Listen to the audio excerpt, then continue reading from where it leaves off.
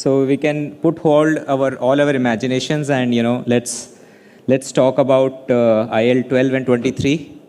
Unfortunately, it will be just 20 minutes, and then we all can rush for boating. This is the view of the hotel.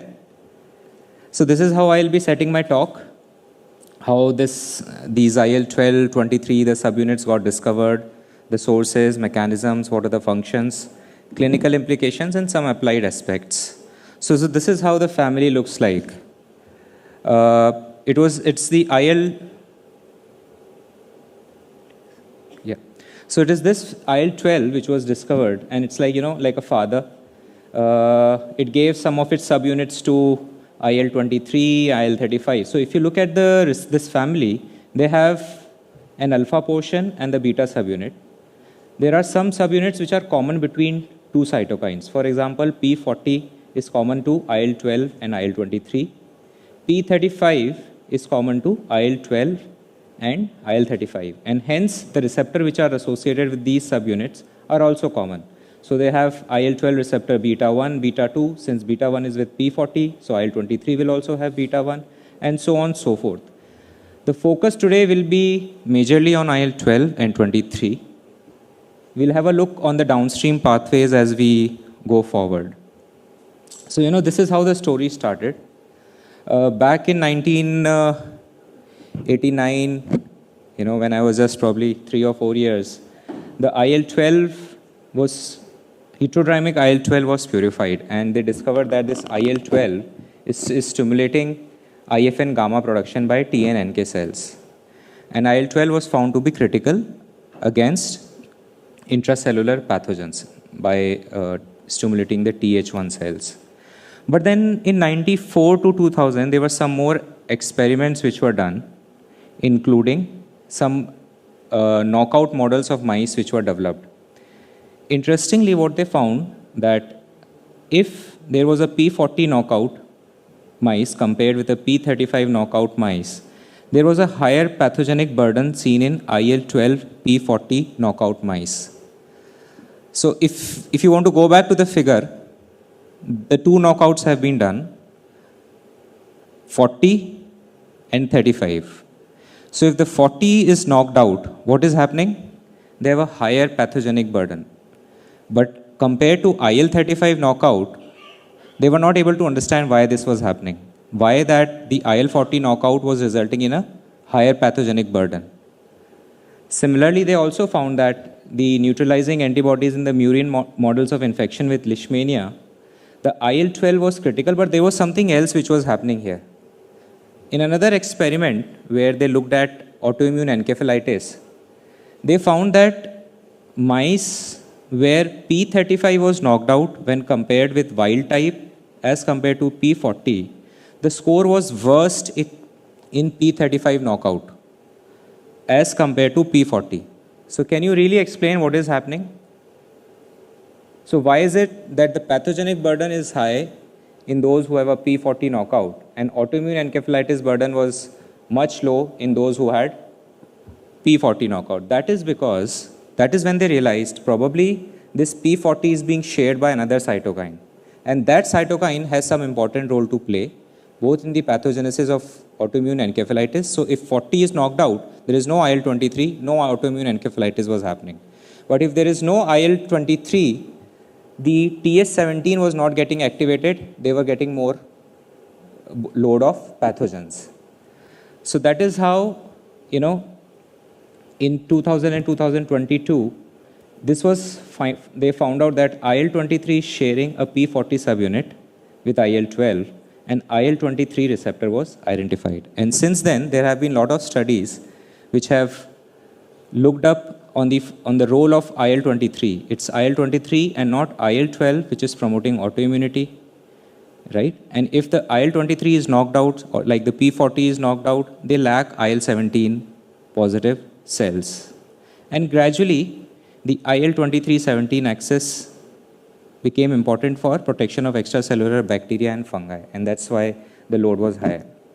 And this is how they function, If you look at the bottom, the dendritic cells, they produce IL-12 which results in activation of these Th1 cells. The naive T cells are getting converted into Th1 cells, and they want to produce IFN gamma. This is IL-12 and Th1. If you look at the top, the dendritic cells, when IL-6 and TGF beta both are present, they convert the naive T cells into Th17 cells, which are supposed to be host protective. They help us in fighting infection, they help in improving barrier function. However, in presence of IL-23, they become villains, buri sangati. So they become villains, as a result of which they are now more pathogenic. They result in chronic inflammation, IL-17A, F, TNF alpha, IL-23, 22, GM-CSF are being produced by these pathogenic Th17 cells. So gradually, over time, not just the IL-23 was discovered, its roles were getting more clearer. So let's play some, mice game, and only those who answer will get a chance to go for boating and attend the gala dinner. So pay attention. And these were the only free mice available, so don't go by the colors, So the IL-10 knockout model is basically an IBD model. If you knock out IL-10, these mice will get colitis. What they have done is, they took two different kinds of mice, one in which P19 knockout was done, and the other there was no knockout done. They were inbred. Which one of these is likely to get colitis? So in both, the IL-10 has been knocked out, right? But in one of them, there is a P19 knockout, and in the other, there is no P19 knockout. So where was P19? It was part of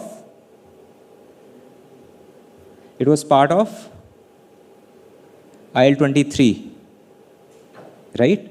So if we know the pathogenic role of IL-23, so if you knocked out P19, there will be no colitis there, because IL-23 was central to the inflammation. So this is how the things evolved. The IL-23 mutations got linked to Crohn's disease. This pathway was, further delineated. And then gradually we know the drugs which have come up, which act against the IL-12-23 axis. And there are antibodies, which are monoclonal antibodies, which are being developed, which will only target IL-23, and we will learn why only IL-23. This is another figure for the same. This is how they act. On this side is IL-23. The role is activation of RR gamma T, so that Th17 can get activated, and they will release IL-17A, F, GM, CSF, TNF. On the other hand is IL-12. They both have the common P40 subunit, and this results in activation of Th1 cells. So that's another, extracellular domain and the cytosolic domain. Now, because they have different downstream pathways, like for example, with IL-27, it is STAT1 and 3, which is more important. With IL-12, it is STAT4. With IL-23, it is STAT3 and 4. They have different, though the same family, but they have different functions. If you look at the source of IL-12, macrophages, neutrophils, dendritic cells, B cells, all of them can secrete IL-12, which will then result in conversion of naive T cells into Th1 that we have already seen. It inhibits their transformation into Th2. And these T cells will start secreting interferon gamma.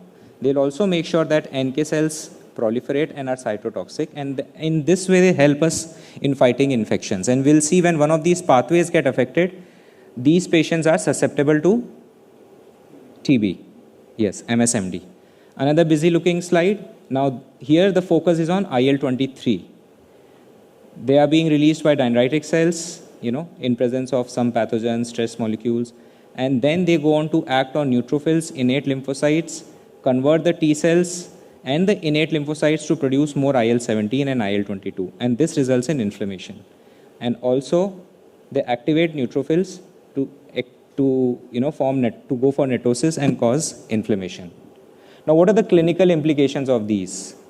So this is how, a macrophage fights with the AFB bacilli.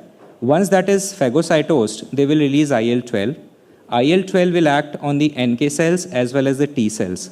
And these T cells and NK cells, what they will do is they will produce IFN gamma. IFN gamma, as we discussed one slide on IFN gamma causing, making these patients susceptible to TB. This will then activate macrophages and will help in killing of these bacilli. Now, if anything goes wrong along this pathway, these patients are predisposed to Mycobacterium tuberculosis and Salmonella typhi, right? So this was a series which was published of 406 patients, and the most common mutation that they found was IL-12 receptor beta 1. So we know IL-12 receptor beta 1 has association, was related to IL-12. And the second most common mutation that they found was IL-12P40. Similarly, these blue colored downstream pathways were also picked up in the mutations that have been described for MSMD. And these are the kind of infections which have been described. You can get both kind of infection, intracellular as well as extracellular, depending on the kind of mutation that patient is suffering from. It could be anything from Leishmania, but the most common is Mycobacterium tuberculosis, Salmonella species, and Candida infection. Why Candida? IL-17, yes. Now the role of these family has also been described in autoimmune diseases, including IL-12, 23 in psoriasis and psoriatic arthritis. However, it is not clear where it starts first. Is it in the NTCs in patients of psoriatic arthritis, or is it in the skin, or is it in the joint? But what has been well described is the skin. The role of IL-12 and 23. Again, the same mechanisms are same, but what they have done is they have done biopsies in these patients. I'll show you in the next set of experiments, So this is the comparison of an uninvolved skin versus an involved skin.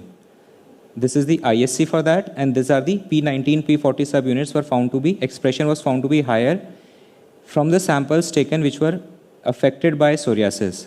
Something similar was shown in lesions in the psoriatic skin taken from these patients. Again, highlighting the role of IL-23 in patients who have psoriasis and psoriatic arthritis.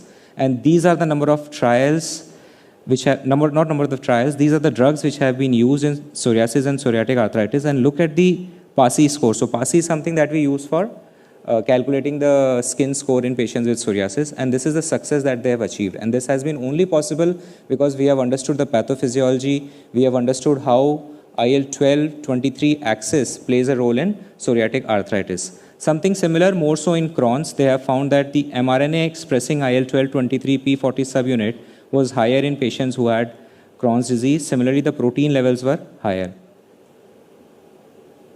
Even in RA, though the trials have not met with success, the role of IL-17, IL-23, IL-12 has been described in patients who have been rheumatoid arthritis.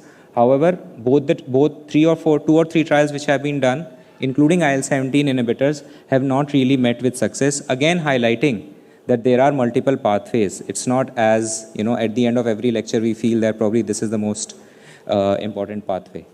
Even in ankylosing spondylitis, when compared to osteoarthritis, when they did the bone marrow, they could show that there was much more inflammation and there was increased staining of IL-23, P19 positive cells in patients who had AS versus OA, because there are trials, ongoing trials even in AS. Now this is something contradictory. If you look at IL-12, generally it is tumor protective. It is going to take care of the tumor cells. It is going to inhibit the proliferation of tumor cells, as compared to IL-23, which results in tumor initiation and progression. And there are multiple, mechanisms which people have tried answering, but it's not very clear how IL-23 is favoring oncogenesis or it is not favoring. One hypothesis is that due to extra IL-23, the TS17 is getting exhausted, is getting stimulated, so the tumor cells tend to escape surveillance. But it sounds a little contradictory, but this is one of the hypotheses that they said.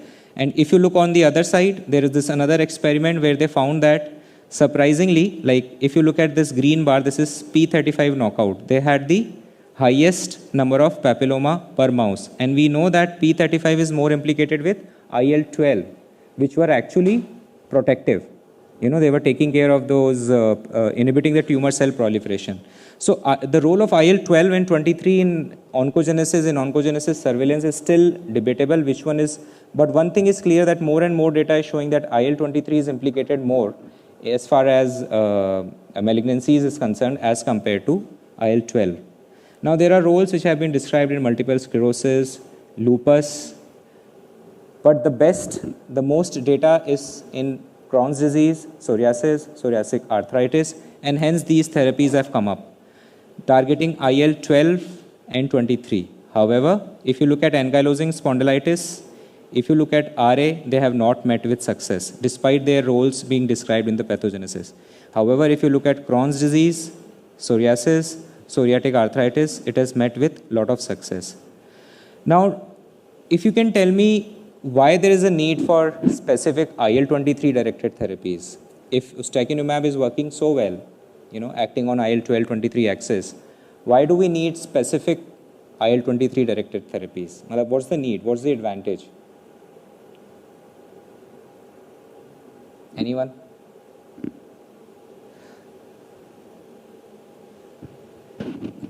I'll quickly wind up. So, IL-12 is important to, drive away T cell exhaustion. It actually also helps us to fight infection. So we don't want any unnecessary imbalance to occur. We want, the pathogenic IL-23 only to be targeted so that 12 can do its work. So that is why the need for P19 blockers was felt. And they have shown in studies that patients who have this chronic infection, the T cell function can be recovered by stimulating them with IL-12. So if we can take care of the only IL-19, the P19 blockers, we might be able to do away with this off side effects which happens. So a lot of P19 blockers have come up. Risankizumab, there are 2 trials, guselkumab, 2 RCTs have been completed. Phase 3 RCT of tildrakizumab is happening in psoriasis. And we know about ustekinumab already. Hopefully in another 1 or 2 months it will be available in India as well. So this is the ongoing, this is from 2018. These are the phase 1, 2 and 3 trials which are happening even in AS. However, in RA, they have not really met with success. So this is what IL-12 family looks like, from pro-inflammatory to inhibitory, with most of the inflammation being mediated by IL-23. I have not touched upon 27 and 35, but these are anti-inflammatory. They decrease NK cell cytotoxicity, proliferation. Then there are, induced Treg 35 cells, Breg 35 cells, which helps in fighting inflammation.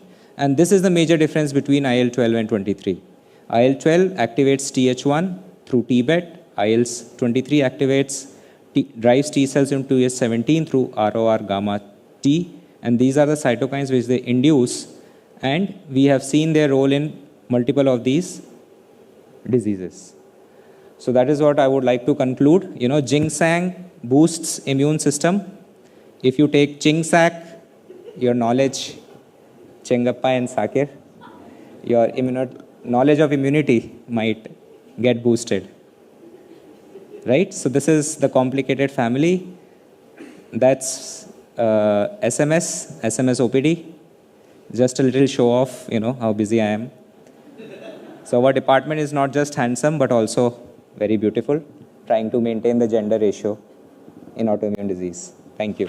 Questions related to boating will be answered by him. And if there is anything related to IL-12-23, we can take up during boating. So in psoriasis, IL-12-23 blockers are doing good job, right? Yeah. So why IL-23 blockers are much better than the IL-12 blockers, or guselkumab is better than ustekinumab and better than secukinumab? Can we have IL-17? So I think as far as efficacy is concerned, there is no head-to-head comparison. But one advantage that they had was, like I was asking, that IL-12 is important in maintaining lots of other... No, IL-17 versus IL-23. Why? There's psoriasis they say that it's much better with guselkumab and those kind of stuff. Yeah. Not sure why. But in arthritis, everything works almost similar. Almost similar. So the two RCTs which have been published, the second one, they have, in the first one, in both the groups, they did not have TNF refractory patients or the ones who had used TNF. Even in those subset of patients, 60 to 65% responded, be it dactylitis, be it enthesitis, be it arthritis.